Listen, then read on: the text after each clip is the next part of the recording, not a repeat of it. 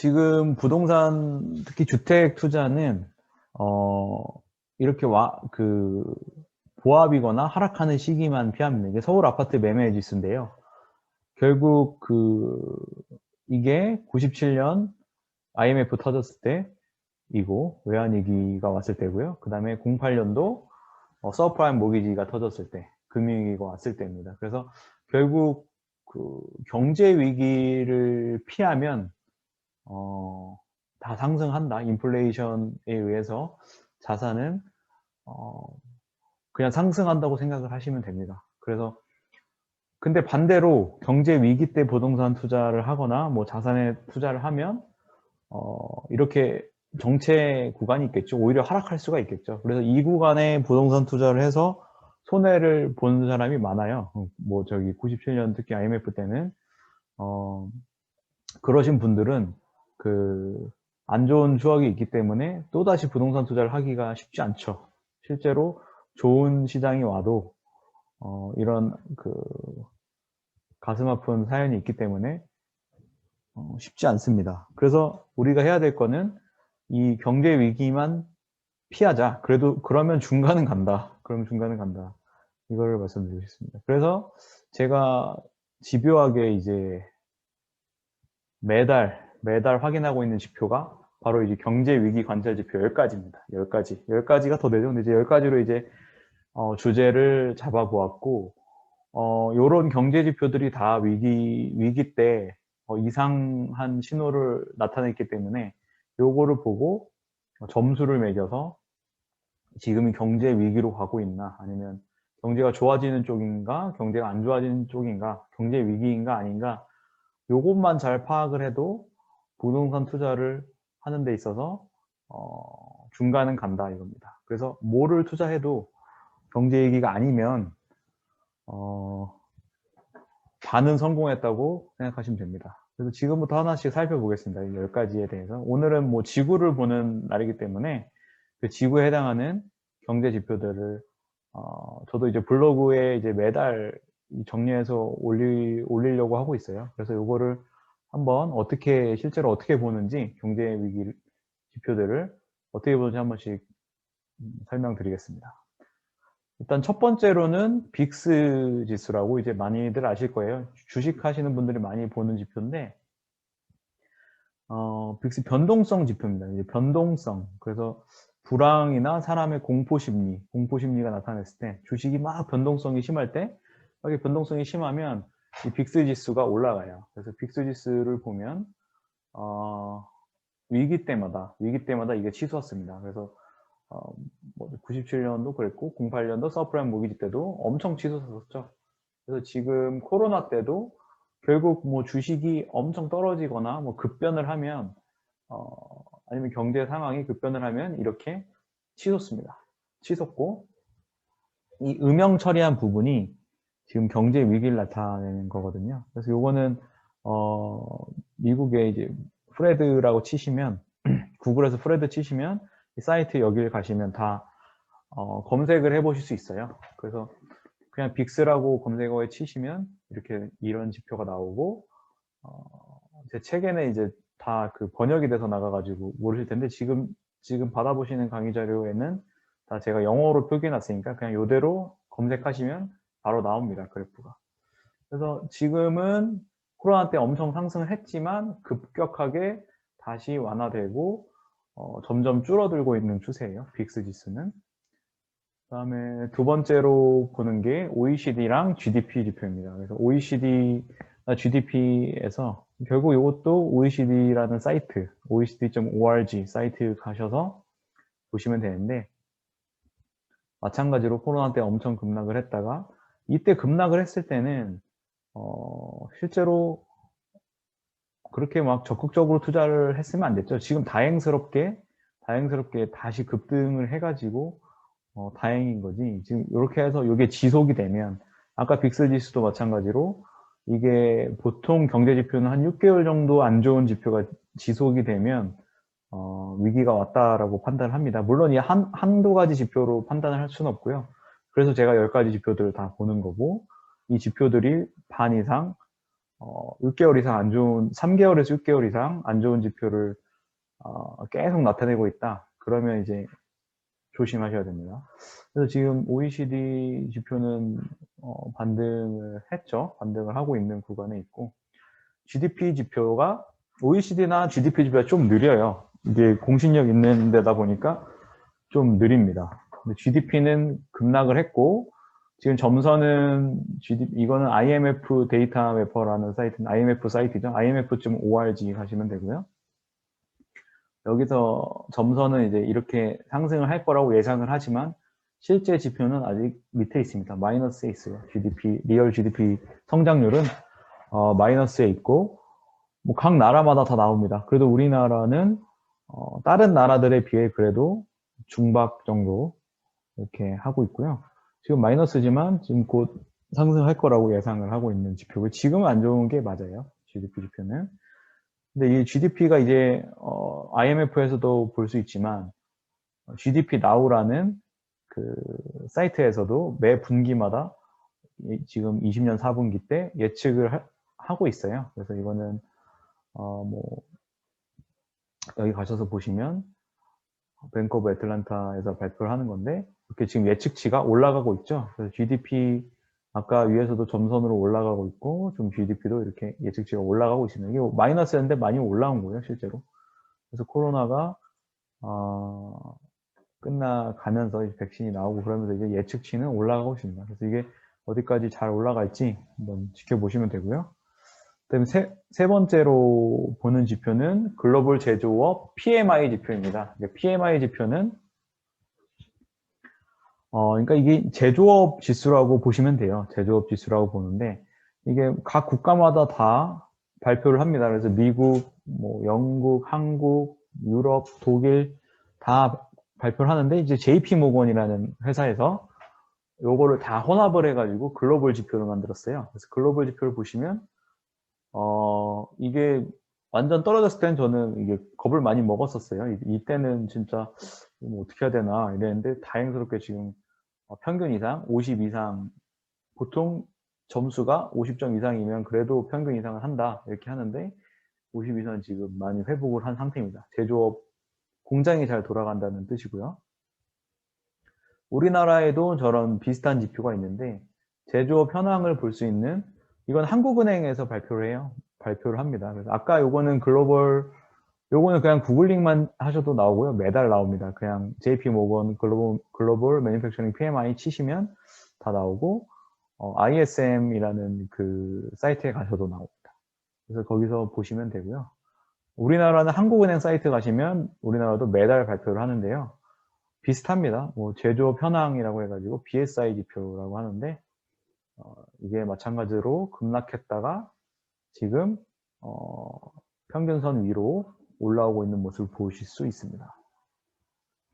한국은행에서 발표하는 게 한 가지 더 있습니다. 그래서 그 제조업 지수도 발표를 하지만 같이 발표하는 게 이제 경제 심리 지수입니다. 경제 심리 지수인데 요거는 뭐 지금 사람들이 경제가 좋나 안 좋나 이런 그 심리를 나타내는 지표로 볼 수 있는데 요거는 아직 조금 덜 회복했죠. 경기가 그렇게 아직 설문조사나 이런 걸 해봤을 때 그렇게 좋지는 않다. 제조업은 잘 돌아가는데 아직 경기가 회복은 하고 있는데 코로나 이전만큼은 회복은 못했다. 이렇게 보고 있습니다.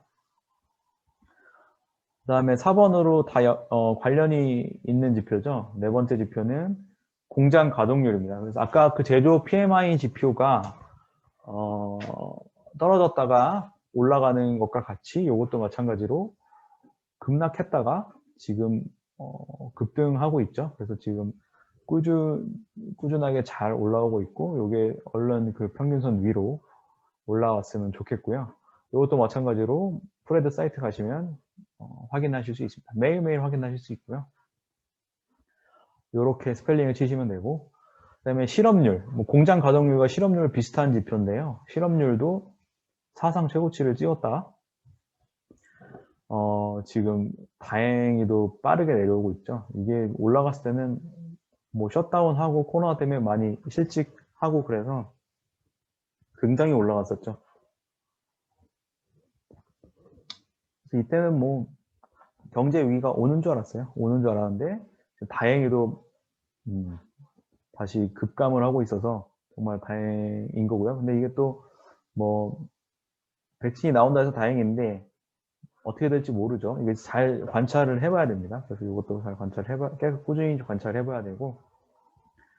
그다음에 아까 그 공장 가동률이랑 실업률은 미국이었어요. 이 프레드라는 데는 미국을 기준으로 이제 하는 건데, 뭐 우리나라도 한국은행 그 가시면 부동산 아니 저기 한국은행 통계 시스템 가시면 이렇게 보실 수 있어요. 그래서 17번 경제 분석 지표를 보시면 제조업 재고율 지수가 재고, 그러니까 이 재고가 쌓이면 안 좋은 거고 재고가 떨어지면 좋은 거죠. 재고가 쌓였다는 것은 물건이 안 팔린다는 뜻이고 재고가 쌓였다가 지금 떨어지고 있습니다. 그래서 재고가 떨어지면서 평균 가동률은 올라가죠. 공장 평균 가동, 공장이 이제 가동이 되니까 재고가 떨어지는 겁니다. 그래서 공장이 가동되고 재고가 떨어지고 좀 좋은 방향으로 흘러가고 있습니다. 그 다음에 뭐 비슷한 건데요. 우리나라는 이제 제조업 국가인데 반도체가 굉장히 많이 만들죠. 그래서 반도체가 굉장히 중요합니다. 반도체 지수가 필라델피아 반도체 지수라고 이거는 investing.com에 치시면 됩니다. investing.com에서 치시면 되는데 그냥 뭐 반도체 지수 치셔도 뭐 여기저기서 많이 나오니까 보시면 됩니다. 이게 꾸준히 잘 올라가고 있습니다. 우리나라한테 좋은 거죠. 삼성전자, SK하이닉스 등등 그 대기업들이 우리나라에 먹여 살리는 대기업들이 관련이 있는 지표니까 이것도 잘 관찰하시면 좋고요. 그 다음에 다섯 번째로 환율입니다. 환율, 외환 보유액, MSCI 지표. 그래서 환율은 달러랑 원 환율을 보시면 유명 처리된 게 경제 위기가 나왔던 거예요. 경제 위기 시기였고 결국은 이게 급등을 하거나 그러니까 급변하면 안 되는 거죠. 이 환율이라는 게 급변을 하면 좋지가 않아요. 그러니까 급락도 안 좋고 급등도 안 좋고 그래서 적당하게 이렇게 밴드를 유지해 주는 게 좋습니다. 그래서 지금은 많이 떨어지고 있죠. 그래서 요거를 보시면은 너무 많이 떨어져도 급등과 급락이 있으면 안 좋기 때문에 한 900원 이때 보시면 900원 까지는 안 떨어졌으면 좋겠네요. 예, 그래서 요거를 보시면 여기서 왔다 갔다 하는 게 좋습니다. 그래서 뭐 1,500원 이상으로 올라가거나 900원 이하로 떨어지면 일단 지표 중에 한 가지는 안 좋다. 그래서 수출에도 영향이 있기 때문에 환율은 제조업 국가인데 수출에도 굉장히 그 영향이 크기 때문에 요거를 잘 지켜보셔야 됩니다. 그 다음에 뭐 외환 보유액은 우리나라가 이제 IMF를 맞았기 때문에 그 외환 위기를 경험이 있기 때문에 지금 굉장히 잘 관리를 하고 있어요. 그래서 이것도 한국은행 경제통계 시스템 여기 가시면 외환 보유액 그 볼 수 있는 데가 있습니다. 그래서 여기서 그냥 간편하게 그냥 차트로도 바로 볼 수 있기 때문에 지금 꾸준하게 늘어나고 있습니다. 근데 이게 이렇게 확 줄어들 때 뭐 이게 원에서 줄어드는 건 아니겠죠. 뭐 외국인들이 나간다든지 달러가 나갈 수밖에 없는 상황이 된다든지 해서 이게 급격하게 줄어들면 그것도 경제 위기 지표 중에 하나가 돌아섰다 이렇게 판단하시면 됩니다.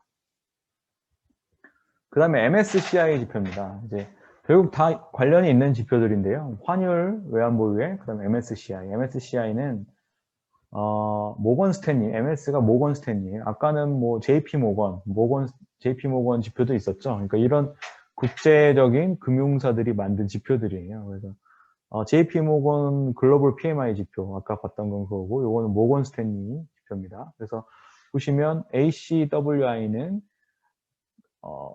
ACWI 지표가 있고 월드 지표가 있고 이머징 마켓 지표가 있어요. 신흥국, 그러니까 이머징 마켓은 신흥국 시장, 월드는 전체 세계 전부 다, 그다음에 선진국 그렇게 해가지고 보시면 비슷하게 움직이죠. 근데 저는 이머징 마켓을 봐요. 이머징 마켓이 가장 급변합니다. 다른 데보다 이제 민감한 거죠, 민감. 그래서 민감해가지고 조금만 경제가 안 좋아져도 급락하는 걸 보실 수 있습니다. 그래서 요거를 보시면 마찬가지로 코로나 때도 급락을 했지만 다행히 지금 상승을 하고 있어요. 주가랑도 굉장히 영향이 있죠. 주가랑도 비슷하게 움직이는 관련성이 있습니다. 그 지표도 매달, 이 지표도 매달 발표를 하고요. 마찬가지로 MSCI 치시면 바로 찾아볼 수 있습니다. 그 다음에 6번째로는 금리에 관한 거를 말씀드리면, 금리는 좀 어렵죠. 금리를 이해하기는 어려운데, 우리는 제가 이제 간단하게 설명을 드리는 이유가 그냥 이런 지표들이, 금리 관련된 지표들이 이상한 신호를 보낸다. 이상한 신호를 보낸다. 그럼 그걸 그냥 위기로 받아들이면 됩니다. 그래서 이것도 마찬가지로 장단기 금리차, 장단기 금리차인데 이제 개념이 어려운데, 뭐 간단히 설명드리면 10년물 국채 만기가 10년 뒤에 만기가 되는 이제 상품이 있고 2년 뒤에 만기가 되는 상품이 있어요. 그러면 내가 10년 맡긴 게 더 이율을 많이 받아야 되잖아요. 근데 이게 역전이 되면 이게 마이너스가 되는 거죠. 그 마이너스가 되면 이제 이상한 거죠. 실제로 우리가 생각하는 상식과 이상 현상이 일어나는 겁니다. 그래서 지금 보시면 마이너스에서 3개월에서 6개월 이상 지속이 되면, 이 이상한 현상이 지속이 되면 경제 위기가 항상 왔었죠. 이때도 왔었고, 이때도 왔었고, 여기도 보시면 첫 번째, 두 번째, 세 번째 다 왔었죠. 네 번째도. 근데 지금 우리가 올 뻔했어요. 지금 살짝 터치하고 올라갔습니다. 이거는 3개월에서 6개월이 아니라 그때 한번 뉴스에 나왔었죠. 잠깐 터치를 했는데 이게 지속되지 않고 다행히 살짝 터치만 하고 올라갔습니다.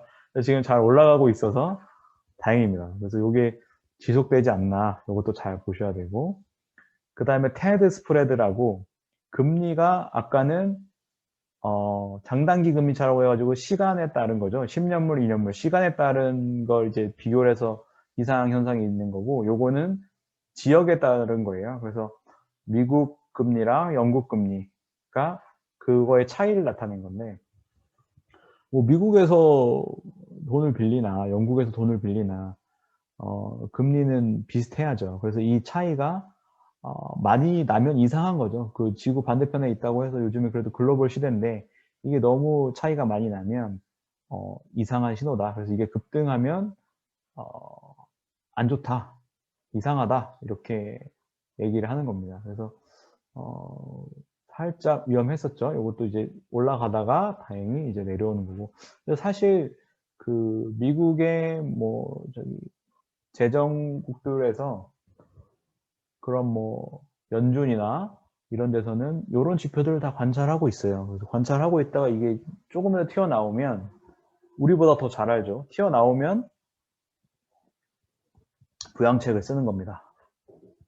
경제 위기가 안 오게 이렇게 쓰는 거고, 마찬가지로 이제 BBB, 트리플 B 등급 회사채가 있어요. 회사채가 트리플 A도 있고, AA도 있고, A 등급도 있고, 뭐 B 등급도 있고, 막 그렇게 여러 등급이 있죠. 근데 BBB 등급은 안 좋은 회사예요. 좀 위험한 회사들인데, 이 회사채라는 게, 뭐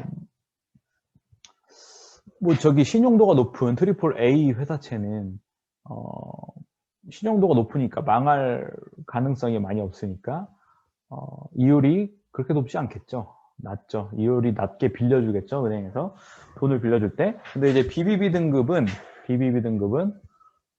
신용도가 낮고 이제 좀 작은 회사다 보니까 민감한 거죠. 이제 민감한 놈인데 얘가 이제 경제 위기가 올 것 같으면 이 회사채 이율이 올라가는 거예요.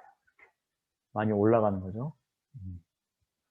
돈을 안 빌려주려고 하는 거죠. 그래서 지금 보시면 코로나 때도 거의 4%대까지 갔다가 지금 다행히 내려가는. 그래서 이제 연준에서 요걸 보고 있다 요게 올라오기 시작하면 요거를 이제 사주는 거죠.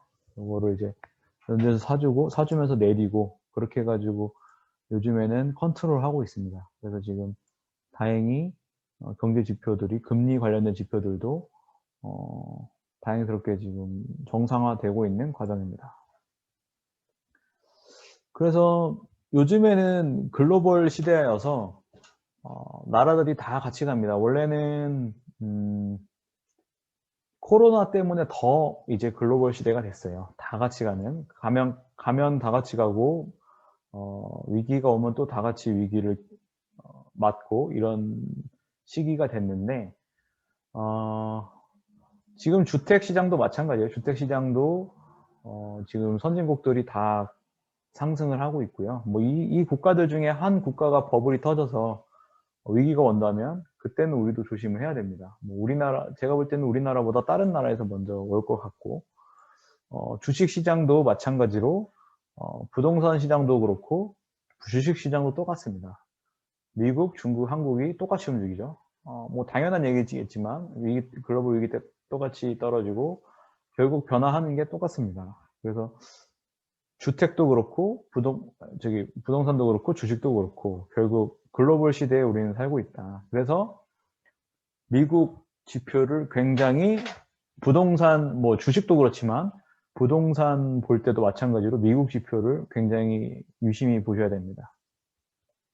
그래서 S&P 케이스 실러 지표라고 미국의 20개 도시, 주요 도시들을 합해가지고 이제 만든 지표가 있어요. 주택 지표죠.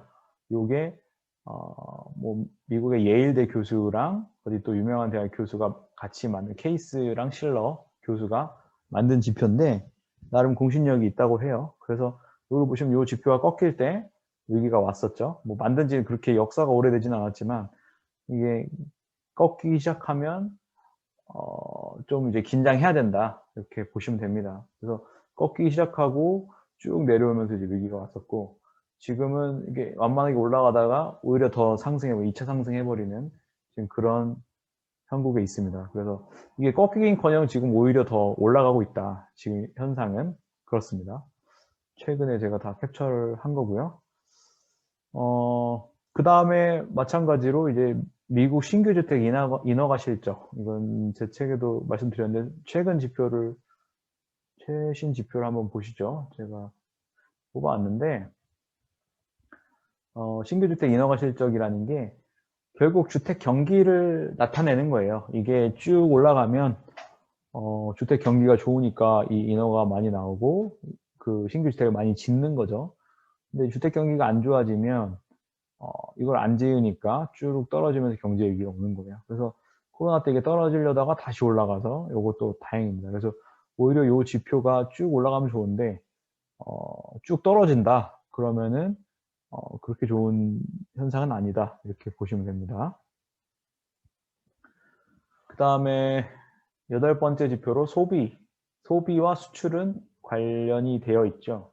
그래서 소비가 늘어나면 수출입이 늘어나고 그래서 이제 경기가 살아나는 현상이 있습니다. 근데 지금 인플레이션 시대에 살고 있는데 결국 미국이나 다른 국가에서도 결국 인플레이션 타겟은 2%, 2에서 2.5% 정도가 타겟입니다. 그래서 요 인플레이션 그 소비자 물가지수의 상승률 타겟인 2%를 대놓고 2%라고 하죠. 2에서 2.5%를 맞추려고 노력을 합니다. 그래서 타겟을 딱 그어놓고 지금은 타겟보다 더 내려가 있죠. 그래서 지금 요 2%를 맞추기 위해 굉장히 돈을 많이 풀고 있고 노력을 하고 있는 겁니다. 그래서 요게 급락을 하면 안 좋겠죠. 소비 지수가. 그래서 소비 지수들을 보면 지금 빨간색 그림이 소비가 점점 늘어나죠. 늘어날 수밖에 없죠. 지금 현상이. 근데 코로나 때 확 줄었다가 그 다음에 이 파란색 그래프가 우리나라의 수출 데이터입니다. 그래서 이게 소비가 좀만 줄어도 우리나라는 수출이 확 줄어요. 영향이 엄청 크죠. 미국의 소비입니다. 빨간색이 미국의 소비예요. 미국의 소비가 조금만 줄어도 우리나라는 수출이 확 줄어요. 미국의 소비가 좀만 줄어도 우리나라 수출은 확 준다. 그래서 미국의 소비가 굉장히 중요합니다. 요거 이제 절대적인 데이터로 본 거고 변화율로 이제 바꿔서 보시면 이 그래프를 변화율로도 바꿀 수가 있어요. 그래서 여기 프레드 가시면 거기서도 그래프 에딧 하시면 바꿀 수 있고 편집을 해서 이제 보실 수 있습니다. 이제 변화율로 보면 좀 더 자세히 보이죠. 그래서 이게 빨간색이 미국 소비의 변화율이 조금만 떨어져도 우리나라 수출 변화율을 쭉 하락을 하는 거 보시죠? 조금만 떨어져도 확 떨어지고. 지금 코로나 때 확 떨어지니까 수출 당연히 떨어졌겠죠? 지금 회복을 하고 있는 국면에 있습니다. 그 다음에 소비 수출 관련 지표 중에 선적 지표, 카고 선적 지표입니다. 그래서 요거를 치시면 실질적인 수출 데이터랑 밀접한 연관이 있죠. 선적 지표니까. 그래서 이런 것도 우리가 찾아볼 수 있는 게 굉장히 요즘 참 잘 되어 있다고 생각합니다. 정보화 시대에 잘 되어 있고, 보시면 선적이 급격하게 줄어들었을 때 선적량이 위기가 왔었죠. 그래서 지금 요게 들려다가 지금 다시 올라가고 있어요. 줄어들었다가. 그래서 지금 요게 꾸준히 이 상태에서 유지되거나 좀 더 늘어났으면 좋겠네요. 그 다음에 9번째는 유가입니다. 유가가 지금 아무리 기름의 시대가 지고 신재생 에너지의 시대가 온다고 하더라도 지금 아직도 많이 쓰고 있죠. 굉장히 많이 쓰고 있어요. 그래서 기름값이 급변하면 이렇게 위기가 왔었다. 치솟았다가 급락하는 거죠. 그래서 이렇게 급변하는 시기, 급변할 때 좀 조심해야 되고, 요즘에 좀 하락하는 추세죠. 근데 좀 천천히 하락해도 좋은데 좀 천천히 하락했으면 좋겠어요. 너무 급락하거나 급등을 하면 좋지 않다. 요거를 보시면 되고, 그 다음에 마지막 10번째 지표입니다. 가장 어려운 개념이긴 한데 부채에 관련된 거예요. 그래서 빚이죠. 부채 빚인데, 이걸 우리가 CDO도 있고 CLO도 있고 어려워요. 개념이 어려운데 서브프라임 모기지 때는 CLO가 터졌다면 이제는 CDO가 터지고 그러는데, 지금 우리가 그냥 아까 금리 지표 보듯이 우린 위기만 잡아내면 되잖아요. 그래서 이 CDS라는 지표가 있어요. 이것도 한국은행, 요거는 국제금융센터구나. 국제금융센터에서 발표를 하는데, CDS라고 요걸 간단히 설명드리면 프리미엄, 이게 보험 같은 거예요. 그 보험 요율이 올라간다는 거는 지금 위험하다는 거죠. 그래서 이 프리미엄 보험 요율이 올라가면 우리도 이제 차 사고가 많이 나는 그 위험한 운전자의 경우 보험비가 올라가잖아요. 그 원리랑 똑같아요. 그래서 이 부채가 미국 국채 있고 서유럽 국채 있고 회사채 있고 있는데, 이런 것들이 올라가면 안 좋다. 보험 비용이 올라가는 거예요. 그래서 이 CDS가 올라가면, 치솟으면 이제 긴장하고 있어야 되는 겁니다. 그래서 여기 올라갔다가 지금 다행히 내려와서 이런 거고요. 이런 지표들이 지금 거의 다 코로나 때는 터치하고 내려오는 수준이죠. 근데 이게 이제 3개월에서 6개월 이상 지속이 되면 그때는 안 좋다고 판단합니다. 그래서 제가 이제 점수를 매겨봤어요. 지금 12월 달에 이걸 다 해봤는데, 12월에 다 이제 조사를 해보고 연말에 이제 한번 해봤는데, 보시면 변동성 지표 내려오고 있지만 지금 거의 다 내려왔죠. 그래서 8점을 줬고, OECD랑 GDP는 올라가고는 있죠. 근데 OECD는 거의 다 올라왔지만 GDP는 아직 안 올랐어요. 실제로는 아직 안 올랐어요. 그 예상치가 올라온 거지 실제 지표는 열심히 올라와야 됩니다. 그래서 요거는 지금 5점. PMI는 다 올라왔어요. PMI는 다 50점 넘어서 9점 줬고요. 근데 경제심리 지수가 아직 덜 올라왔죠. 그래서 요거 9점 줬고, 공장 가동률, 실업률, 요거는 대부분 좋았어요. 대부분 좋았는데 실업률이 아직 다 회복되진 않았어요. 그래서 7점을 줬고, 환율이 요즘에 환율이 조금 불안해요. 너무 내려가고 있어서 조금 불안해. 지금까지는 괜찮아요. 약달러가 사실 우리나라한테는 좋으니까 좋고, 외환보역 좋고, MSCI 좋고, 달러 환율이 살짝 분할해서 이제 6점 줬고, 금리 관련된 지표들은 거의 다 회복을 했죠. 장단기 금리차가 최근에 터치를 했다가 지금 회복을 하는 국면에 있어서 터치했다가 조금 올라가고 있죠. 그래서 더 올라가야 돼요. 장단기 금리차가 많이 올라가야 되는 위치에 있기 때문에 7점을 줬고, 케이스 실러 지표, 그 미국 그 주택 지수죠. 그거랑 인허가 실적은 좋죠. 지금 좋아서 8점이고, 소비 수출 관련은 요것도 덜 회복했어요. 회복은 하고 있는데 아직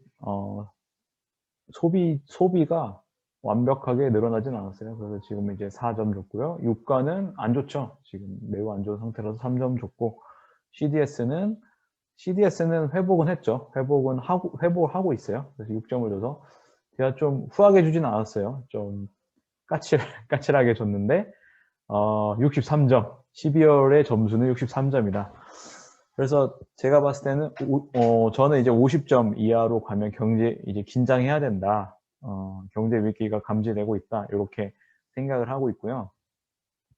지금 다행히 위죠. 63점이라서 위인데 이 방향성이 지금 보셔서 아시겠지만 63에서 내려가는 게 아니라 63에서 올라가고 있죠. 경제 지표들이 다 좋은 쪽으로 흘러가고 있어요. 그래서 그건 다행인 거고, 뭐 2차 팬데믹, 3차 팬데믹이 어떻게 될지 모르지만 요것들을 또 매달 뭐 제가 체크를 해서 블로그에 올리든 밴드에 올리든 하겠습니다. 그래서 요걸 직접 하셔도 되고요. 뭐 날을 정해서 한 달에 한 번이라도 하시면 도움이 많이 될 겁니다.